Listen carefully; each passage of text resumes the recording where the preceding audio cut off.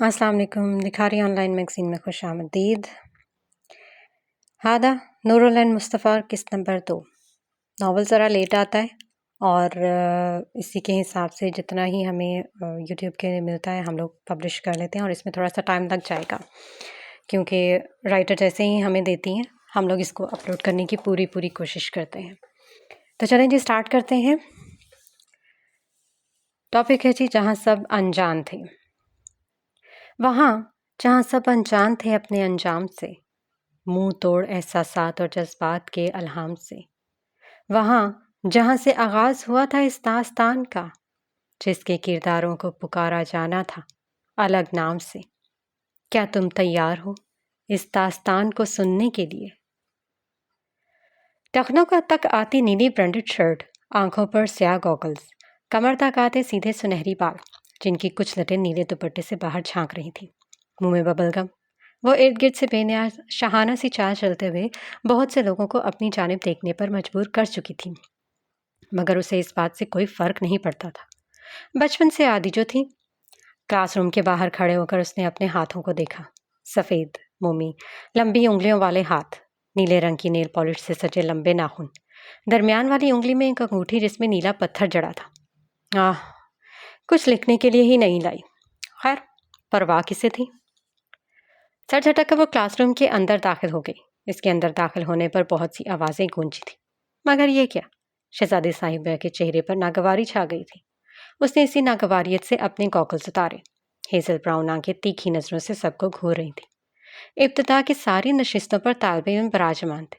اوہ معذرت، وہ طالب علم تو کسی صورت نہ لگتے تھے۔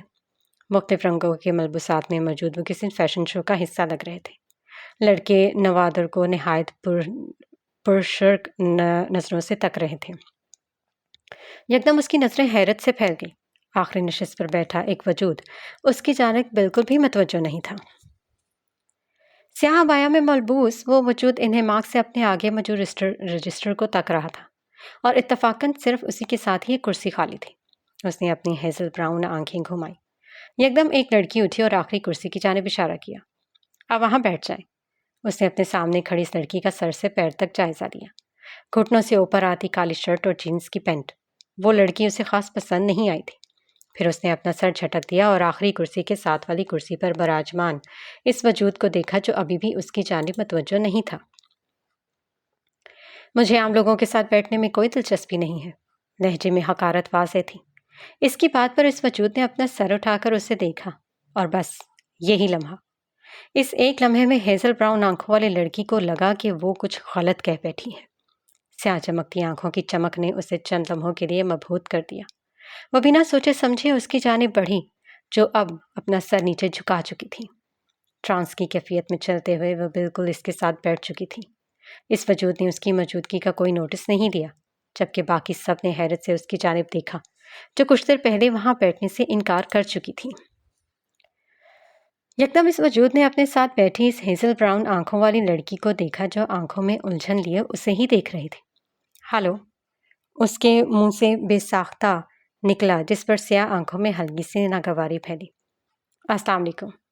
اس کے بے تاثر لہجے پر وہ ہلکا سا مسکرائی۔ وعلیکم السلام۔ وہ ابھی تک ان سیاہ آنکھوں کی کشش کو سمجھ نہیں پا رہی تھی۔ کون ہو تم؟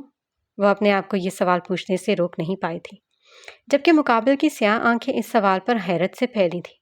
پھر یکدم ان آنکھوں میں کوفت سی چھا گئی، جیسے اسے یہ سوال پسند نہیں آیا تھا۔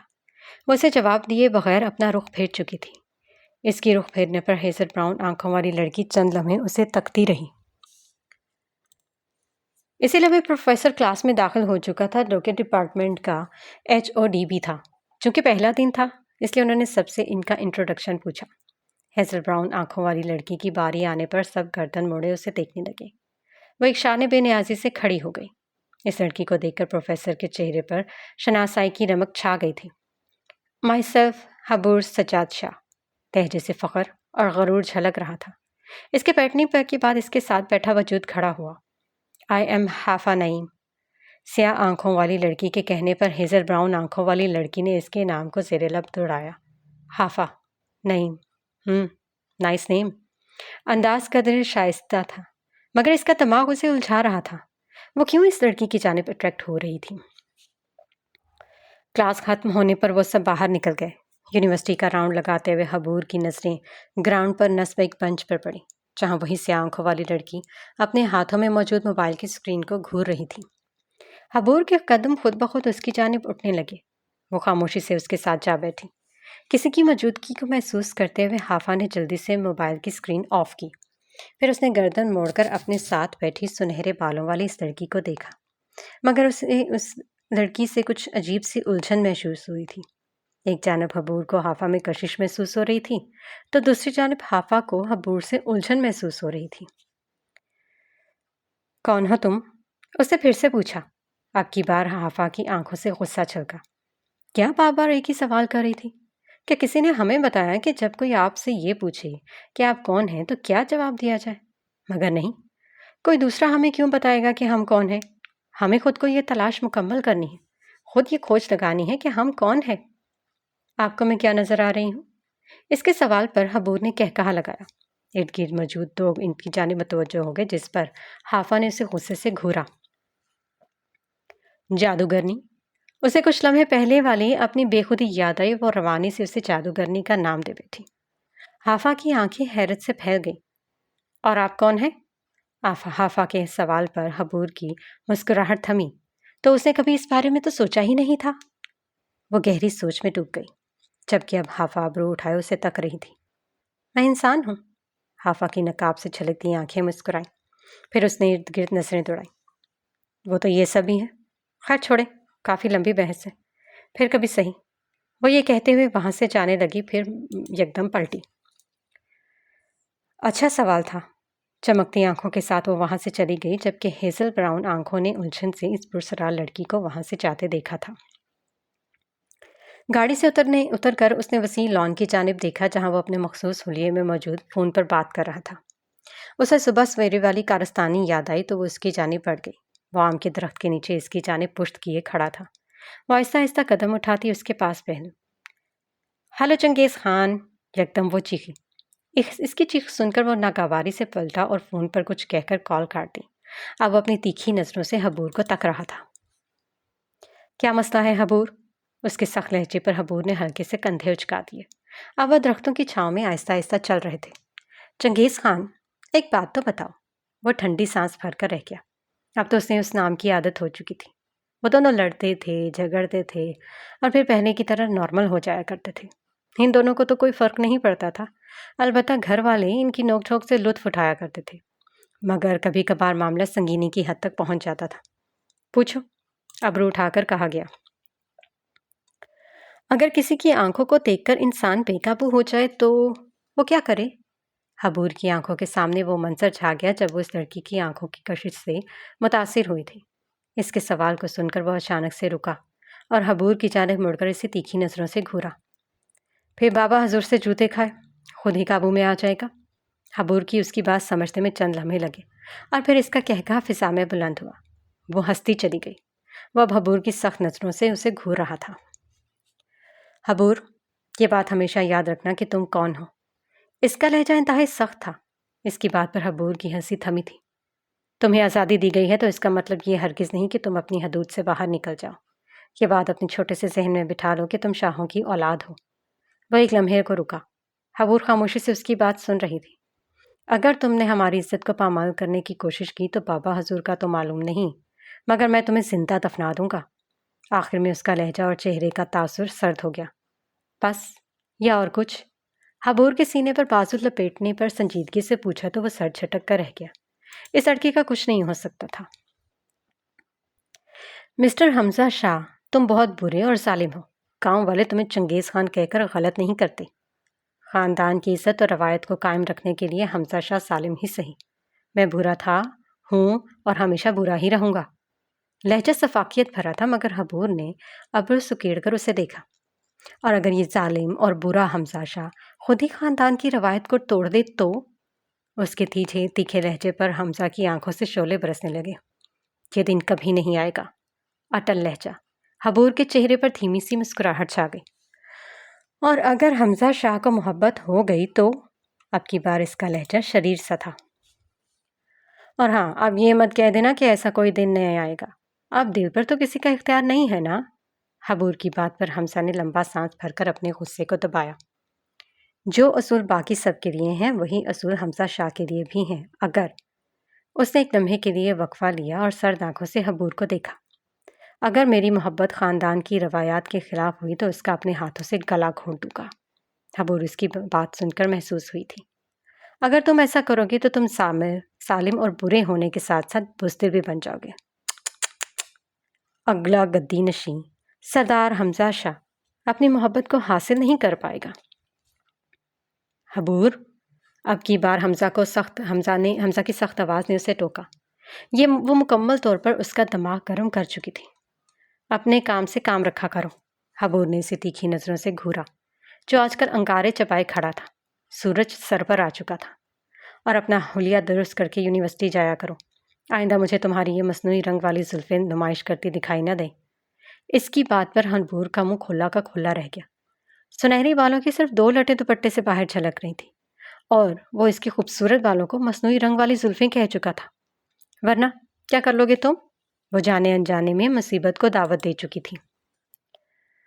حبور شاہ، اپنی حدود میں رہو، وہ غصے سے کہتا ہوا اندر کی جانب بڑھ گیا، جبکہ حبور وہیں کھڑی رہ گئی۔ ابھی کچھ لمحے ہی گزرے تھے کہ اسے حمزہ باہر آتا دکھائی دیا، مگر وہ اس دفعہ اکیلا نہیں تھا۔ اس کے پیچھے ڈری سہمی ہاجرہ ملازمہ ہاتھ میں کینچی تھامے باہر نکلی تھی۔ حبور کو اپنے ارد گرد خطرے کی گھنٹیاں سنائی دینے لگی۔ اس سے پہلے وہ دونوں حبور کے پاس پہنچتے وہ وہاں سے بھاگ چکی تھی۔ چنگیز خان، میرے بالوں کی طرف بری نگاہ بھی مت ڈالنا، ورنہ بابا حضور تمہارا حشر نشر کر دیں گے، وہ بھاگتے ہوئے چلائی تھی، جبکہ حمزہ اپنے باتوں پر ہاتھ پھیر کر رہ گیا۔ حبور، بدلہ ادھار رہا، وہ زیر لب بڑبڑایا تھا۔ بیٹا، نوکری مل جائے گی نا؟ اقرا بیگم نے اپنے نوجوان بیٹے کی جانب دیکھا جو سنجیدگی سے ان کی ٹانگیں دبا رہا تھا۔ حالات نے ان کے چہرے پر سے مسکراہٹ چھین لی تھی۔ جی امی، امید تو ہے۔ ایم فل کے بعد اس نے جگہ جگہ نوکری کی تلاش کی تھی، مگر ہر جگہ سے ناکامی کا سامنا کرنا پڑا تھا۔ آخر کار ہار مان کر اس نے اپنے ایک دوست کی بات مان لی جو لاہور کی ایک یونیورسٹی میں پروفیسر کے طور پر کام کرتا تھا۔ وہ بھی آج وہیں انٹرویو دینے جا رہا تھا۔ اپنے دوست کی وجہ سے اسے نوکری مل جانے کی امید تھی۔ بیٹا، پریشان مت ہو، اللہ ہے نا؟ ان کی بات پر وہ خفگی سے مسکرایا۔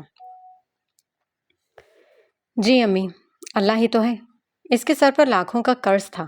وہ جس گھر میں رہتا تھا وہ اس کے بھائی کے نام پر تھا۔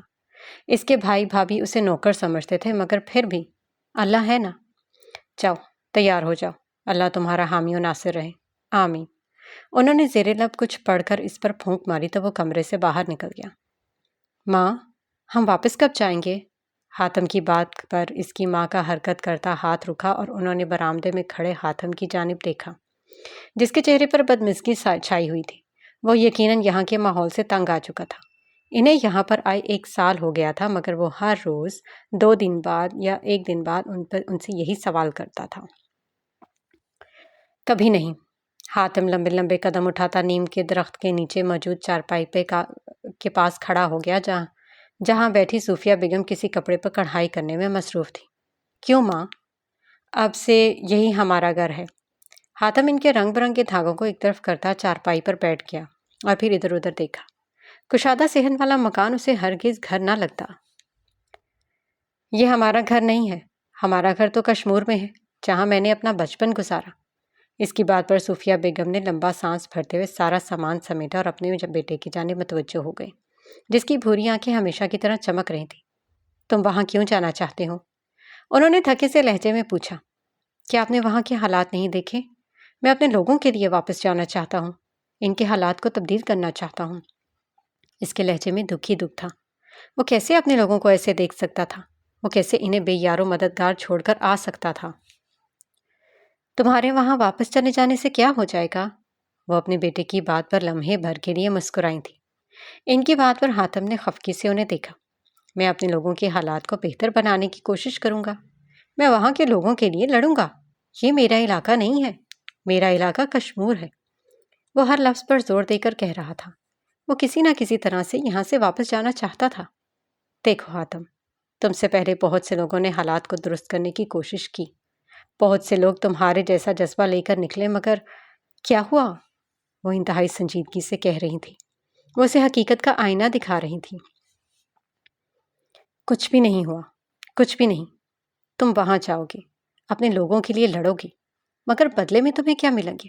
ظلم کے خلاف آواز اٹھانے والوں کو درندے روند ڈالتے ہیں، اور میں تمہیں موت کے کنویں میں نہیں دھکیل سکتی حاتم۔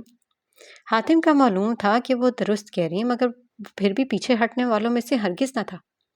ماں، میں حاتم عبد الرحمن ہوں، میرے اللہ میرے ساتھ ہے، میں واپس ضرور جاؤں گا اور اپنے لوگوں کے لیے لڑوں گا بھی، اور انشاءاللہ جیتوں گا بھی۔ اس کے حوصلے آسمانوں کو چھو رہے تھے، وہ اپنے لوگوں کے لیے مرنے کو بھی تیار تھا۔ وہ عزم سے کہتا ہوا اٹھ کھڑا ہوا، جبکہ صوفیہ بیگم اپنے بیٹے کو بے بسی سے دیکھ کر رہ گئی۔ انہیں معلوم تھا وہ اپنی زبان سے پیچھے ہٹنے والوں میں سے نہیں تھا، مگر وہ اپنے شوہر کو کھونے کے بعد اب اپنے بیٹے کو نہیں کھونا چاہتی تھی۔ ان کے شوہر بھی یہی جنگ لڑتے لڑتے زندگی سے ہاتھ دھو بیٹھے۔ اپنے علاقے سے محبت تو حاتم کو وراثت میں ملی تھی، وہ کیسے اپنے لوگوں سے دور رہ سکتا تھا؟ انہوں نے آسمان کی جانب دیکھتے ہوئے حاتم کی سلامتی کی دعا مانگی۔ وہ اپنے کمرے میں بیٹھی کسی غیر مرئی مقام کو تک رہی تھی۔ ان بھوری آنکھوں کو دیکھتے ہوئے پورے 2 سال ہو گئے تھے، مگر ان پر سے ان کا اثر زائل نہ ہوا۔ اس پہلی ملاقات کے بعد وہ اسے کبھی کبھار گلی کے کسی نہ کسی کونے میں کھڑا دکھائی دے دیتا تھا، مگر کبھی بھی نظروں کا تصادم نہ ہوا تھا۔ اس کے باپ کے سارے سخت اصول اسی پر لاگو ہوتے تھے۔ ہمنا بھی تو تھی، اسے بھی تو پھپھو کے گھر جانے دیا جاتا تھا، مگر ایک عرصہ ہوا تھا کہ حافظ نے ان باتوں پر گھڑنا چھوڑ دیا تھا۔ انسان ان چیزوں کو کیسے بدل سکتا ہے جن پر اس کا اختیار ہی نہ ہو؟ وہ کیسے اپنے جذبات سے منہ پھیر سکتا ہے؟ مگر اس نے بھی وقت کی دہار کو بہنے دیا۔ اس نے اپنے دل کی پکار کو نظر انداز کر دیا۔ وہ کم از کم ان آنکھوں کا اسیر نہیں بننا چاہتی تھی۔ یکدم اس کی نظر اس کے ہاتھ میں موجود اس انگوٹھی پر پڑی۔ بہت سے آنسو گلے میں اٹک کر رہ گئے، دل و دماغ پر اندھیرے چھانے لگے۔ وہ اسے دیکھتی گئی، یہاں تک کہ اس کی آنکھوں کے آگے دھند چھا گئی۔ اسے اتارنے کے ارادے سے اس نے دوسرا ہاتھ بڑھایا، مگر لمبا سانس بھر کر رہ گئی۔ جب مقدر یہی تھا تو یہی صحیح، مگر پھر اس انگوٹھی سے منسوب ساتھ کا تصور بھی اس کے اندر تک ناگواریت پھیلا گیا۔ حلق کا تلخی کا تاثر چھا گیا۔ لمبا سانس بھر کر اس نے اپنے چہرے پر پھیرا اور آنکھیں بند کر کے خود کو پرسکون کرنے کی کوشش کی۔ اے بنت حوا، کیا تمہاری ساتھ اس قدر عرصہ ہے کہ تم غیر ضروری انسانوں کے لیے اپنے آپ کو بے سکون کرو؟ کیا تم اتنی بے مول ہو کہ ان لوگوں کے لیے آنسو بہاؤ جن کی زندگی میں تمہاری کوئی قدر و قیمت نہیں ہے؟ لفظ بنت حوا اس کی روزمرہ کی گفتگو کا حصہ بن چکا تھا۔ وہ اکثر اپنے آپ کو اسی لفظ سے مخاطب کیا کرتی تھی۔ نہیں حافظ، بالکل بھی نہیں، تمہارا مقصد ان جڑنے کڑنے سے کئی زیادہ بڑا ہے۔ اسی لمحے ایک جملہ اس کے کانوں میں گونجا جس پر اس نے اس بات میں سر ہلایا۔ ہاں بنت حوا، یاد رکھو، محبت جیسی چیزوں میں کچھ نہیں رکھا، تم کسی ابن آدم کے لیے نہیں رہو گی۔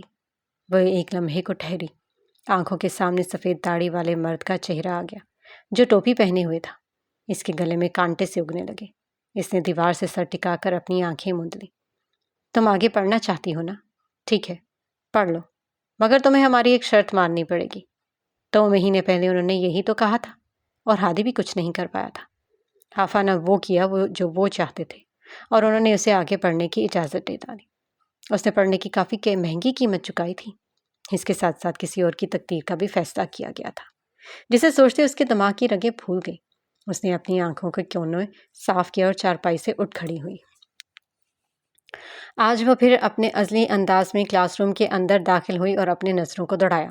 آج کافی نشستیں خالی تھیں، مگر وہ آخری کرسی کی جانب بڑھی جہاں وہ نقاب پوش لڑکی بیٹھی کچھ لکھنے میں مصروف تھی۔ اوہ، کافی پڑھنے والی لگ رہی ہے۔ السلام علیکم۔ اس کے ساتھ بیٹھے اس نے اپنا بیگ کرسی پر رکھا۔ اس کی آواز سن کر حافظ نے سر اٹھا کر اس لڑکی کو دیکھا جو آنکھوں میں تجسس لیے اسے دیکھ رہی تھی۔ وہ لمبا سانس بھر کر رہ گئی۔ میرا نام حبور سجاد شاہ ہے، تمہارا کیا نام ہے؟ حافظ نے بے تاثر نظروں سے اس کے سفید مومی ہاتھ کو دیکھا اور پھر آہستگی سے اپنا ہاتھ آگے بڑھایا جسے حبور گرم جوشی سے تھام چکی تھی۔ ویسے تو انٹروڈکشن کے دوران وہ سب اپنے اپنے نام بتا چکے تھے، مگر پھر بھی حبور نے یہ سوال پوچھنا ضروری سمجھا۔ وہ اس پرسرار لڑکی سے بات کرنا چاہتی تھی جو اسے کچھ الگ سی لگی تھی۔ بھلا کوئی معمولی انسان حبور سجاد شاہ کو اپنی جانب مائل کیوں کرے گا؟ یقیناً اس لڑکی میں کچھ خاص تھا اور حبور کو وہ خاص بات جاننی تھی۔ حبور اس کی چمکتی آنکھوں کو دیکھتے ہوئے سوچ رہی تھی۔ حافا نہیں۔ حافا نے غور سے اپنے سامنے بیٹھی اس لڑکی کو دیکھا جو آج سیاہ شلوار قمیض میں ملبوس تھی۔ آج اس کے سنہری بال نظر نہیں آ رہے تھے۔ ویسے مجھے لوگ اتنی جلدی پسند تو نہیں آتے، مگر تو مجھے اچھی لگ رہی ہو۔ حبور نے دیکھا تھا کہ اس کی بات پر حافا کی سیاہ آنکھیں مسکرائی تھیں۔ اے بنت حوا، غیر ضروری چیزوں کا تجسس انسان کو مار ڈالتا ہے۔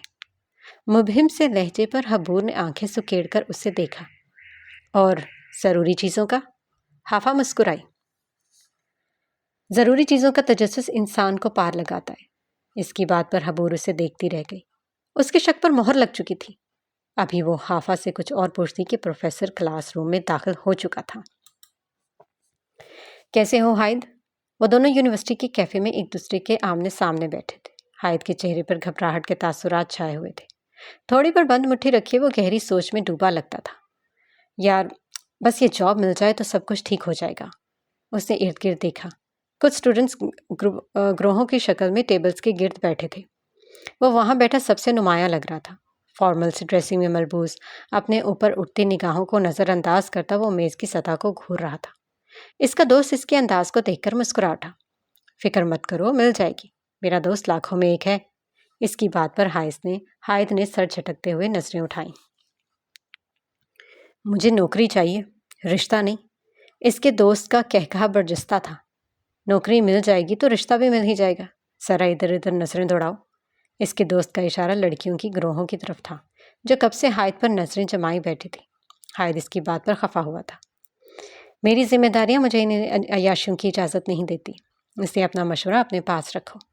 وہ ذرا سے سخت لہجے میں بولا تھا، جس پر اس کے دوست نے اپنے ہاتھ کھڑے کر دیا۔ معذرت جناب، میں تو بس مذاق کر رہا تھا۔ اس کے دوست نے معذرت خواہانہ نظروں سے اسے دیکھا جو اپنی سفید شرٹ کی نادیدہ سلوٹیں درست کرنے میں لگا ہوا تھا۔ بحیثیت استاد، تم ایسے مذاق نہیں کر سکتے۔ اب کی بار اس کا لہجہ واقعی میں سخت تھا۔ اچھا نا، جوس پیو، گرم ہو رہا ہے۔ اس نے اس کی توجہ سامنے رکھے جوس کے گلاس کی طرف مبذول کروائی۔ اس نے جوس کا گھونٹ بھرتے ہوئے ہائد کا جائزہ لیا، جس کے چہرے پر مسکراہٹ کی ہلکی سی رمق بھی نہیں نظر آ رہی تھی۔ جوس کے گلاس کو ہلکا سا ہلاتے ہوئے وہ کسی غیر مرئی مقام کو تک رہا تھا۔ مجھے میرے دوست ہائد سے کب ملوا رہے ہو؟ وہ چونکا اور کچھ دیر تک نافہمی کے تاثرات لیے اپنے دوست کو تکتا رہا۔ جیسے ہی اسے بات سمجھ میں آئی وہ سر جھٹک کر رہ گیا۔ یار، جب تک انسان کے پاس پیسہ نہ ہو وہ کچھ نہیں کر سکتا۔ خیر چھوڑو، انٹرویو کا ٹائم ہو گیا ہے۔ اس کی بات پر پاس سے گزرتی ایک لڑکی نے سنی تھی اور وہ اس بات پر ٹھہری تھی۔ اس سے پہلے وہ پلٹ کر انہیں دیکھتی وہ وہاں سے چلے گئے تھے، جبکہ وہ ان دو آدمیوں کو پشت کی تکتی رہ گئی۔ یہ کون تھا؟ دوسری جانب وہ دونوں کیفے سے نکلتے ایک دوسرے سے باتیں کر رہے تھے۔ تمہیں ایک یہی گڑھے مردوں کو اکھاڑنے والی ڈگری کرنے کو ملی تھی، کوئی ڈھنگ کی ڈگری کر لیتے۔ میں نے تمہیں کہا تھا نا کہ میتھ میں کچھ کر لو، مگر نہیں، تم نے تو یہ آرکولوجی میں پڑھنا تھا۔ ابھی بھگتو۔ اس کی بات پر وہ ہلکا سا ہنسا۔ مجھے پرانے لوگ، پرانی عمارتیں اور راز پسند ہے۔ ان کی آواز مدھم ہوتی جا رہی تھی جبکہ ہیزل براؤن آنکھوں نے دور تک ان کا پیچھا کیا تھا۔ بس یہی سے شروعات ہوئی تھی۔ آسمان کے رنگوں نے اس نوجوان کو ہیزل براؤن آنکھوں والی لڑکی کی نگاہوں سے دور ہوتے دیکھا تھا۔ کہیں دور کوئی نکارہ بجا تھا، کسی کی خوش بختی کو بتلا گیا تھا، کسی کی بدبختی کو سنوارا گیا تھا۔ اس نے حویلی کے گراج میں 2 گاڑیوں کا اضافہ دیکھا تھا۔ اسے معلوم تھا کہ وہ گاڑیاں کس کی تھیں۔ وہ آنکھیں گھما کر رہ گئی۔ سامنے والے دروازے سے اندر جانے کی بجائے اس نے پیچھے کے دروازے سے اندر جانے کو ترجیح دی۔ حویلی کے باغ کے چاروں دیواریں کے پاس سے گزرتے ہوئے وہ حویلی کے پیچھے موجود ایک دروازے سے اندر داخل ہوئی۔ یہ دروازہ حویلی کے کچھ افراد ہی استعمال کر سکتے تھے۔ ملازموں کی ہلچل دیکھ کر وہ ایک لمحے کے لیے تھمی تھی، پھر سر جھٹک کر سیڑھیوں کی جانب بڑھ گئی۔ لاؤنج سے سنائی دیتی آوازوں پر کان دھرے بغیر وہ اپنے کمرے کی جانب بڑھی۔ یکدم اس کی ہیر کی ٹک ٹک رکی۔ اس نے ریکنگ پر جھک کر نیچے نظریں دوڑائیں۔ اس کے دماغ میں چھپاکا ہوا۔ وہ تیزی سے اپنے کمرے کی جانب لپکی۔ سیاہ دوپٹہ کندھوں پر جھول گیا، سنہری بالوں نے اس کے شانوں کو ڈھانپ رکھا تھا۔ کمرے کے اندر داخل ہوتے اس نے ایک جھٹکے سے اندر موجود انسان کے بازو کو پکڑا تھا۔ اس کی آمد پر وہ انسان بھونچکا رہ گیا۔ اس نے تو سوچا بھی نہیں تھا کہ وہ اتنی جلدی واپس آ جائے گی۔ ایک لمحے کے لیے حبور کی نظروں سے خوف محسوس ہوا، جو نہایت تلخی سے اس کا بازو تھامے کھڑی تھی۔ دوپٹہ زمین بوس ہو چکا تھا۔ حبور، میرا بازو چھوڑو۔ اس کی بات پر حبور کے چہرے پر ایک لمحے کے لیے مسکراہٹ پھیلی تھی، مگر آنکھوں کی تپش فنا کر دینے والی تھی۔ حبور نے اس کا بازو گھما کر اس کی پشت سے لگایا۔ مس ہیرا اسفند شاہ، تم میرے کمرے میں کیا کر رہی تھی؟ ہیرا جو اپنے آپ کو چھڑوانے کی کوشش کر رہے تھے، اس کی غراہٹ سن کر چند لمحے کے لیے کچھ بول ہی نہ سکی۔ کیا کرنے آئی تھی؟ اس کی گرفت مضبوط ہوتی چلی گئی۔ اسی لمحے حبور کی نظر اس کی بند مٹھی پر پڑی۔ سنہری بالوں کو اپنے کانوں کے پیچھے اڑستے ہوئے اس نے ہیرا کی مٹھی کھولی۔ اس میں موجود چیز کو دیکھ کر وہ استحصائیہ انداز میں مسکرائی تھی۔ ایک ہاتھ میں لائٹر کو پکڑے وہ اس کا بازو چھوڑ چکی تھی۔ ہیرا اب دل میں خوف لیے بظاہر مضبوط تاثرات کے ساتھ اس سر پھری لڑکی کو دیکھ رہی تھی جو لائٹر تھامے ہنستی چلی جا رہی تھی۔ یکدم مسکراہٹ کی جگہ سرد تاثرات نے لے لی۔ وہ پل پل اپنا رنگ بدلتی تھی۔ وہ ہیرا کی جانب بڑھ رہی تھی، جبکہ ہیرا کو اب اپنے فیصلے پر پچھتاوا ہو رہا تھا۔ میرے کپڑے چلانے آئی تھی نا؟ اس کے لہجے میں اب کی بار ایک عجیب سی وحشت تھی۔ حویلی والے اچھے سے جانتے تھے کہ حبور شاہ کو صرف دو چیزوں سے جنون کی حد تک محبت تھی، ایک اس کے کپڑے اور دوسرا اس کا میک اپ۔ وہ ان دو چیزوں کے لیے کسی سے بھی جھگڑ سکتی تھی۔ جوں جوں حبور ہیرا کی جانب قدم بڑھا رہی تھی، ہیرا دیوار کے ساتھ چپکتی چلی گئی۔ نازک اندام ہیرا شاہ تراس قد حبور شاہ سے جیت نہیں سکتی تھی، نہ ہی باتوں میں اور نہ ہی لڑائی میں۔ حبور شاہ اپنے نام کی ایک تھی، لوگوں کو ٹھکانے پر رکھنے والی۔ حبور نے ایک جھٹکے سے اس کے بال پکڑے تھے، وہ کراہ کر رہ گئی۔ چھوڑ دو حبور، مجھے درد ہو رہا ہے۔ اس کی بات پر حبور نے شدت سے لائٹر زمین پر پھینکا اور ہیرا کی آنکھوں میں دیکھا۔ میری چیزوں پر بری نگاہ ڈالنے سے پہلے یہ یاد رکھنا کہ حبور شاہ تم سے بدلہ بھی لے سکتی ہے۔ برف سے لہجے میں کہتے ہوئے اس نے یکدم سے اس کے بال چھوڑ دیے۔ ہیرا شاہ، تمہیں اس بات کا ادراک ہونا چاہیے کہ تمہارا حریف تم سے زیادہ طاقتور ہے۔ اب کی بار وہ ہلکا سا مسکراتے ہوئے اپنے ہاتھ جھاڑ رہی تھی، جیسے ابھی کچھ ہوا ہی نہ ہو۔ ہیرا اسے دیکھ کر رہ گئی، اس کا دل دھک دھک کر رہا تھا۔ حبور نے آہستہ آہستہ چلتے ہوئے اپنا دوپٹہ زمین سے اٹھایا اور اپنے کندھے پر سجا لیا۔ اب وہ صوفے کی جانب بڑھ رہی تھی۔ صوفے کے آگے پڑے میز پر موجود جگ سے گلاس میں پانی انڈیلتے ہوئے اس کے چہرے پر ایک مسکراہٹ تھی۔ وہ اسی مسکراہٹ کے ساتھ ہیرا کی جانب بڑھی۔ یہ لو پانی پیو، اس کی گردن پر اپنے ہاتھ کو گسارتے ہوئے اسے صوفے کی جانب لے پڑی۔ ہیرا متوحش سی نظروں سے اس کے پل پل بدلتے ہوئے روپ کو دیکھ رہی تھی۔ اسے صوفے پر بٹھا کر بھی وہ اس کے ساتھ بیٹھ گئی۔ پانی پیو، ایک ابرو سے اس کے ہاتھ میں موجود گلاس کی جانب اشارہ کیا۔ ارے ہیرا ڈیئر، پانی پیو نا۔ اس کے ہاتھ سے گلاس تھامتے اس نے گلاس ہیرا کے منہ کی جانب بڑھایا۔ ہیرا بس ایک گھونٹ بھر کر رہ گئی۔ شاباش۔ کانچ کی میز سے گلاس ٹکرایا تو ایک آواز سی پیدا ہوئی۔ ہیرا ڈیئر، کزن ہونے کے ناطے تمہیں ایک مشورہ دوں؟ نہایت نرمی سے بولی۔ اس کے چہرے پر کچھ دیر پہلے کے غصے کے نام و نشان تک نہ تھا۔ یوں لگ رہا تھا دونوں کے درمیان سالوں سے دوستی ہو۔ ہاں، وہ خطرناک تھی اور انتہائی خطرناک تھی۔ اپنے سے طاقتور لوگوں سے نہیں لڑنا چاہیے۔ وہ ہیرا کی جانب مڑی اور اس کے شانوں پر اپنے دونوں ہاتھ دھرے۔ چہرے پر وہی مسکراہٹ سجی تھی، کسی ساحرہ کی مسکراہٹ۔ تم اس حویلی کا حصہ نہیں بن سکتی۔ اس کی بات پر ہیرا نے درستی سے اس کے ہاتھ جھٹکے۔ وہ ڈر کے اثر سے نکل آئی تھی۔ وہ کون ہوتی ہے اسے یہ بتانے والی کہ وہ اس حویلی کا حصہ بن سکتی ہے یا نہیں؟ میں اس حویلی کا حصہ بن کر رہوں گی۔ حبور نے اس کی بات پر کہکہا لگایا۔ تم ایک خوش فہمی میں مبتلا ہو اور ایک غلط فہمی میں ابھی دونوں کو ہی دور کر دیتی ہوں۔ اس نے اپنی دو انگلیوں کو کھڑا کیا اور پھر باری باری دونوں کی جانب اشارہ کیا۔ بتاؤ پہلے کیا دور کروں، خوش فہمی یا غلط فہمی؟ ہیرا نگاہوں میں نفرت لیے اسے دیکھ رہی تھی۔ چلو میں خود ہی دور کر دیتی ہوں۔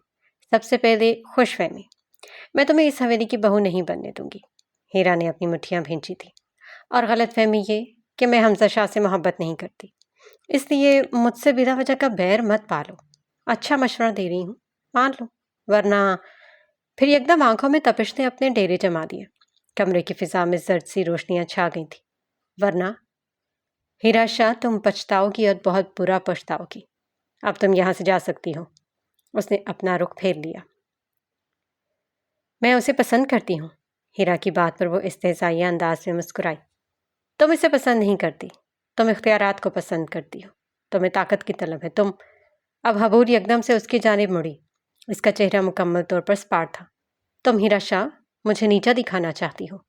ہیرا کی آنکھوں میں حیرت چھا گئی تھی۔ اسے کیسے معلوم ہوا؟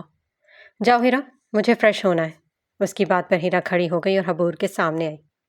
تم چاہو یا نہ چاہو، میں ہی اس حویلی کی بہو اور پورے گاؤں کی سردارنی بنوں گی، پختہ لہجے میں کہتے ہوئے وہ کمرے سے باہر نکل گئی۔ پیچھے سے حبور نے ہلکا سا مسکراتے ہوئے اپنا سر جھٹکا تھا۔ بن کر دکھاؤ، بڑی آئی حبور شاہ سے پنگا لینے والی۔ میں بھی دیکھتی ہوں کیسے بنتی ہے حویلی کی بہو اور گاؤں کی سردارنی۔ بریانی کے مسالے میں چمچہ گھماتے ہوئے حافہ ہادی کی باتیں سن رہی تھی، جو پچھلے آدھے گھنٹے سے اپنے ہاتھم بائی کی تعریفوں کے پل باندھ رہا تھا، جبکہ حافہ بس اس بات میں سر ہلاتی جا رہی تھی۔ اپیا، حاتم بائی کی پینٹنگز تو کمال ہوتی ہیں، ایسا لگتا ہے کہ چیز نظروں کے سامنے موجود ہے۔ شیلف پر بیٹھا ہادی اپنے بہن کی پشت کو دیکھتے ہوئے کہہ رہا تھا۔ آپ کو پتہ ہے وہ کیا کہہ رہے تھے؟ اس بار اداس سا لہجہ تھا۔ اس نے آنکھی حافظ کی جانب توجہ دیے بغیر اپنی بات کو جاری رکھا۔ وہ کہہ رہے تھے کہ وہ کشمیر واپس چلے جائیں گے۔ حافظ کا ہاتھ تھما، ہاتھ کے ساتھ ساتھ سانس بھی تھما تھا، اور شاید دل بھی۔ ساری روشنیاں مدھم پڑ گئیں۔ ہادی شیلف سے چھلانگ لگاتا اترا اور حافظ کے ساتھ آ کھڑا ہوا، جس پر حافظ نے سر جھٹک کر مسالے کے اوپر ابلے ہوئے چاول پھیلائے۔ آپ میری بات سن بھی رہی ہیں؟ اس کے چہرے کو بغور دیکھتے ہوئے استفسار کیا گیا۔ ہاں نا، پچھلے آدھے گھنٹے سے تمہاری باتیں ہی تو سن رہی ہوں۔ لہجہ کافی حد تک متوازن تھا۔ بریانی کو دم لگا کر وہ سنک کی جانب بڑھی۔ اچھا، اسے بتائیں میں نے کیا کہا؟ سینے پر بازو لپیٹتے ہوئے کہا تو حافظ نے لمبا سانس بھرا اور اسے کیا کہہ کر مخاطب کرے؟ یا اللہ، میں اس سے کیا کہوں؟ ہادی آنکھیں سکیڑے اسی کی جانب دیکھ رہا تھا، جو اب ہاتھ دھو کر پلٹی تھی۔ تم نے کہا کہ پھپھو لوگ واپس جا رہے ہیں۔ اس کی بات پر وہ سوچ میں پڑ گیا۔ اسے تو پھپھو کا نام ہی نہیں لیا تھا۔ خیر چھوڑو، اب آ گیا یقین کہ میں تمہاری بات سن رہی تھی۔ ہادی نے مسکرا کر سر ہلایا۔ اپیا، مجھے بہت بھوک لگ رہی ہے، جلدی کریں۔ اب وہ دونوں برآمدے میں آ بیٹھے تھے۔ رضیہ بیگم شاید اندر آرام کر رہی تھی۔ بس دم لگایا ہے، تھوڑا اور انتظار کر لو۔ اسی لمحے ہمنا اپنے اور رضیہ بیگم کے مشترکہ کمرے سے باہر نکلی اور ایک نظر ان دونوں کی جانب ڈال کر اپنی آنکھیں گھمائی۔ ہادی، کھانا کب تک تیار ہوگا؟ اس کے سوال پر ہادی نے ایک نظر حافظ کی جانب ڈالی اور پھر اپنے کندھے اچکا دیے۔ 10-15 منٹ میں بن جائے گا۔ حافظ کی بات پر ہمنا نے اسے سخت نظروں سے گھورا اور ایک قدم اس کے نزدیک آئی۔ میں نے تم سے نہیں پوچھا، اس لیے اپنی زبان قابو میں رکھو۔ ہادی کا چہرہ سرخ پڑ گیا۔ تم اپیا سے ایسے بات نہیں کر سکتی۔ ہمنا نے طنزیہ نظروں سے ہادی کو دیکھا جو اب کھڑا ہو چکا تھا۔ میں تم سے بڑی ہوں، تمیز سے بات کیا کرو۔ ہادی کے ابرو خود بخود اوپر کی جانب اٹھے۔ دیکھو بھائی، کہہ کون رہا ہے؟ اپیا بھی تم سے بڑی ہیں، تم بھی ان سے تمیز سے بات کیا کرو۔ اور حافظ نے ہادی کا ہاتھ تھاما، جس پر وہ خاموش ہو گیا۔ یار، آپ ہر دفعہ ایسا ہی کرتی ہیں۔ ان دونوں کا پیار دیکھ کر ایک دفعہ پھر ہمنا کا دل بدگمان ہوا تھا۔ تمہاری اس اپیا نے مجھ سے میری خوشیاں چھینی ہیں، یہ کرسڈ ہے۔ دیکھنا، ایک دن یہ تمہاری خوشیوں کو بھی آگ لگا دے گی۔ منحوس ہے یہ، منحوس۔ حافظ سر جھکائے اس کے زہریلے الفاظ اپنے اندر اتار رہی تھی۔ میری اپیا کرسڈ نہیں ہے، میرے لیے نعمت ہے۔ تمہاری خوشیاں اپیا نے نہیں بلکہ بابا نے چھینی ہیں۔ جا کر ان سے شکوے کرو۔ میری اپیا کو آئندہ منحوس مت کہنا۔ ہادی نے اپنی انگلی اٹھائی تھی۔ ہمنا سر اٹھائے اپنے سے عمر میں چھوٹے جبکہ قد میں بڑے بھائی کو دیکھ رہی تھی، جبکہ حافظ آنکھوں میں آنسو لیے زمین کو تکنے کے ساتھ ساتھ کچھ سوچنے میں مصروف تھی۔ وہ ان لفظوں کی عادی کیوں نہیں ہو رہی تھی؟ اگر آئندہ تم نے میری اپیا کو منحوس کہا تو میں تم پر ہاتھ اٹھانے سے بھی گریز نہیں کروں گا۔ اس کے سرد سے لہجے میں کہنے پر ہمنا کی آنکھوں میں صدمہ چھا گیا۔ وہ اس حافظ کے لیے اسے تھپڑ مارے گا؟ وہ پھٹی پھٹی نظروں سے ہادی کو دیکھے گی۔ اسی لمحہ حافظ کچن کی جانب لپکے اور بریانی والا چولہا بند کر دیا۔ دروازے کی دستک سنتے ہی ہادی بھی وہاں سے چلا گیا، جبکہ ہمنا اب زمین کو تک رہی تھی۔ ہمنا، میں تمہاری بہن ہوں۔ حافظ بھی کچن سے نکل کر باہر آئی تھی۔ مجھے تمہاری جیسی بہن نہیں چاہیے جو دوسری بہن کی خوشیوں کو کھا جائے۔ ہمنا کی نظریں حافظ کے ہاتھ میں موجود انگوٹھی پر تھیں۔ اگر تم نکاح نہیں کرنا چاہتی تو بابا کو انکار کر دو۔ اس کی بات پر ہمنا استحصائی انداز میں ہنسی۔ ہاں، تاکہ میں بھی بابا کی نظروں میں بری بن جاؤں۔ تم خود تو ان کے پیار سے محروم رہی ہو، مجھے بھی محروم کرنا چاہتی ہو؟ حافظ زخمی انداز میں مسکرا اٹھی۔ اس کی بہن کا دل اس کی جانب سے مکمل طور پر بدگمان ہو چکا تھا۔ چلو، تم یہ تو مانتی ہو کہ میں ان سے پیار سے محروم رہی ہوں، حسرت بھرے لہجے میں کہا گیا۔ اس سے پہلے ہم نہ کچھ بولتی انہیں ہادی کے ساتھ نعیم صاحب اندر داخل ہوتے ہوئے نظر آئے۔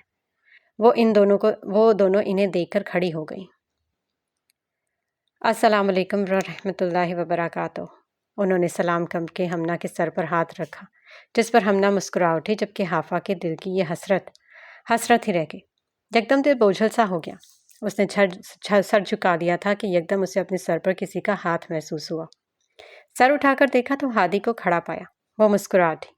کھانا لگاؤ اور اماں جی کو بھی بلاؤ۔ انہوں نے حافہ کو مخاطب کرنا بھی ضروری نہیں سمجھا تھا۔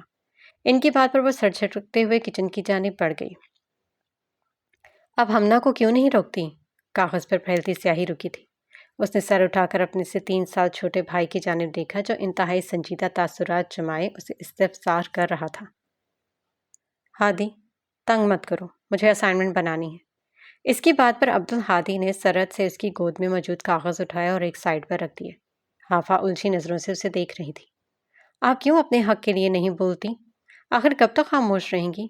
یہ دنیا خاموش رہنے والوں کی نہیں ہے۔ اس کے تفکر بھرے لہجے پر حافہ مسکرائی۔ یہ دنیا چاہے کیسے ہے، یار آپ کم از کم اپنے لیے تو آواز اٹھائیں۔ ایسے خاموش رہنے سے کیا ہوگا؟ حافہ نے نرمی سے اس کے دونوں کندھوں پر اپنے ہاتھ رکھے۔ جو میری قسمت میں ہوا وہ مجھے مل جائے گا۔ ہادی جھنجھلا اٹھا۔ آپ کی اس نیچر کی وجہ سے آپ کے پورے 2 سال ضائع ہو گئے، ورنہ اس وقت تک آپ کا آدھا BS ہو جانا تھا۔ آپ نے بابا کے سامنے آواز نہیں اٹھائی، اس وجہ سے یہ انگوٹھی آپ کے ہاتھ میں ہے۔ اس نے حافہ کے الٹے ہاتھ میں موجود سونے کی انگوٹھی کی جانب اشارہ کیا۔ آپ کے کچھ نہ بولنے کی وجہ سے ہمنا کا حاتم بھائی سے نکاح ہو رہا ہے۔ اب کی بار حافہ کے چہرے سے مسکراہٹ غائب ہو گئی تھی۔ دل کے کسی پوشیدہ خانے میں درد سا اٹھا تھا۔ آنکھیں پرملال، چہرہ پرحزن۔ کیا یہ کچھ دیر پہلے والا چہرہ تھا؟ بالکل بھی نہیں۔ اپیا، ہمنا حاتم بھائی کے لائق نہیں ہے۔ میں نے جب انہیں پہلی دفعہ دیکھا تھا تب تصور میں آپ کو ان کے ساتھ باندھ دیا تھا۔ حافہ بالکل ساکت بیٹھی اس کی بات سن رہی تھی، جو اس کی حالت سے بے خبر بولتا جا رہا تھا۔ ہاں، اسے اس شخص سے کوئی طوفانی قسم کی محبت نہیں تھی۔ یکدم سوچے تھمی۔ محبت؟ ان سوچوں کی نفی کی گئی۔ نہیں، محبت نہیں، وہ تو پسند تھا۔ دل نے ہلکی سی سرگوشی کی۔ کچھ پوچھا گیا؟ صرف پسند؟ اس انسان کے ساتھ پسند اور محبت کے درمیان کا کوئی جذبہ منسلک تھا، اور اس جذبے میں وہ الجھ کر رہ گئی تھی، اپنی ہی سوچوں میں الجھ کر رہ گئی تھی۔ اپیا، آپ کو حاتم بھائی پسند ہے نا؟ اب ہادی سے اس سوال کی توقع نہیں تھی اسے نہیں معلوم تھا کہ وہ اسے سیدھا یہی سوال پوچھے گا جس کے جواب سے وہ خود سے بھی نگاہیں چرا رہی تھی۔ بتائیں نا۔ اب کی بار دوبارہ پوچھنے پر حافہ نے سیاہ آنکھوں سے اس کی جانب دیکھا، جس کے چہرے پر ایک امید نظر آ رہی تھی، جیسے وہ اس سوال کا جواب جاننے کے لیے بےتاب ہو۔ جیسے اگر حافہ اقرار کر دے تو بھی اس کا نکاح کروا دے۔ حافہ اپنی سوچ پر زخمی سا مسکرائی تھی۔ اتنی آسانی سے منپسند انسان تھوڑی نہ مل جایا کرتا ہے۔ ہادی، میں ان سے صرف ایک دفعہ ملی ہوں۔ اپنی بات پر اس کی نگاہوں کے سامنے ایک منظر جھٹ سے آیا تھا۔ سفید جالی دار پردے سے نظر آتا ایک مرد، اس کا ایک نظر حافہ کو دیکھنا اور پھر نظروں کو جھکانا، اور بس یہی تو اس کا دل دھڑکنا بھولا تھا۔ پھر حافہ کو بنتے ہوا کہہ کر پکارنا، وہ پورا منظر اسے تمام جزیات کے ساتھ یاد تھا، دل و دماغ کے کسی کونے میں نقش تھا۔ اور ویسے بھی ان کا اور ہمنا کا نکاح طے ہو چکا ہے، جو ہو رہا ہے اسے ہونے دو میرے بھائی۔ ہادی کے چہرے پر مایوسی چھا گئی۔ کیا آپ حدیل بھائی کے ساتھ خوش رہ پائیں گی؟ حافہ کی نظر اپنی انگوٹھی پر پڑی۔ تم فکر مت کرو، میں ہر حالت میں رہ لوں گی۔ اس کی بات پر ہادی خاموش ہو گیا۔ اس نے رہنے کی نہیں بلکہ خوش رہنے کی بات کی تھی، جسے حافہ نہایت خوبصورتی کے ساتھ ٹال گئی تھی۔ حرام مشروب کے گلاس کو ہلکا سا ہلاتے ہوئے اس نے اپنے دوست کی بات پر کہا لگایا تھا۔ سفید شلوار قمیض کے ساتھ بھوری شال کندھوں پر ڈالے وہ وہی جو بظاہر اپنے اصولوں کا پکا تھا، حمزہ شاہ، گاؤں کا اگلا سردار، جو اپنی عزت کے متعلق کوئی سمجھوتا نہیں کر سکتا تھا۔ وہ گاؤں کی کتنی ہی لڑکیوں کی تمنا تھا، اپنی آنکھوں میں لوگوں کو گم کر دینے والا۔ جب مسکراتا تو ایک دنیا اسے رک کر دیکھتی تھی۔ وہ ایک شاطر انسان تھا، انتہائی شاطر۔ یار، کوئی شباب کا بندوبست نہیں ہے؟ حمزہ کا ہاتھ تھما اور ایک سنجیدہ نظر اپنے ساتھ لڑکے پر ڈالی جو اس کا دوست تھا۔ حمزہ نے اوانوں کی زمینوں کو جلانے کی خوشی میں فارم ہاؤس میں پارٹی رکھی تھی جس میں اس کے کچھ امیر دوستوں نے شرکت کی تھی۔ یہ کام تم اپنے گھر میں کرنا، یہ میرا فارم ہاؤس ہے، بظاہر نارمل لہجے میں کہا گیا تھا، مگر مقابل اس کے مطلب کو اچھی طرح سے سمجھ چکا تھا۔ اچھا، تم تو برا ہی مان گئے۔ وہ نامحسوس انداز میں وہاں سے ہٹ گیا۔ حمزہ ہلکا سا مسکرایا۔ وہ مسکراہٹ جو لوگوں کو تھمنے پر مجبور کرتی تھی۔ سیاہ بال جو پیشانی پر بکھرے تھے، فرینچ کٹ والی ہلکی سی داڑھی، سیاہ لبوں کی ہلکی سی مسکراہٹ اور دونوں گالوں پر پڑنے والے گڑھے۔ سردار کب بن رہے ہو؟ یہ اس کا سب سے اچھا دوست حنان تھا۔ اس سوال پر حمزہ کی آنکھیں چمکی تھیں مگر پھر ان کی چمک ماند پڑ گئی۔ ابھی نہیں، وہ بدمزگی سے بولا۔ اسے اقتدار اپنے ہاتھوں میں چاہیے تھے مگر وہ ابھی سردار نہیں بن سکتا تھا۔ مگر کیوں؟ حنان کے سوال پر اس نے ادھر ادھر دیکھا۔ اس کے ساتھ صرف حنان کھڑا تھا۔ اس نے حنان کے کان میں ایک سرگوشی کی تھی جس کی پر اس کے لب او کی شکل میں ڈھل گئے۔ پھر اب کیا کرنا ہے؟ اس کے سوال پر حمزہ کی پرسوچ آنکھیں مسکرائی تھی۔ ان میں ایک عجیب سی چمک چھا گئی تھی۔ کلاس کو دیکھتے ہوئے مسکرا اٹھا۔ سوچتے ہیں، چلو باقی کے لوگوں کے پاس چلیں۔ اس کے دماغ میں کچھ چل رہا تھا، کچھ بہت برا، کچھ سد سا، جس کی سوچ بھی ہڈیوں کو جما کر رکھ دے۔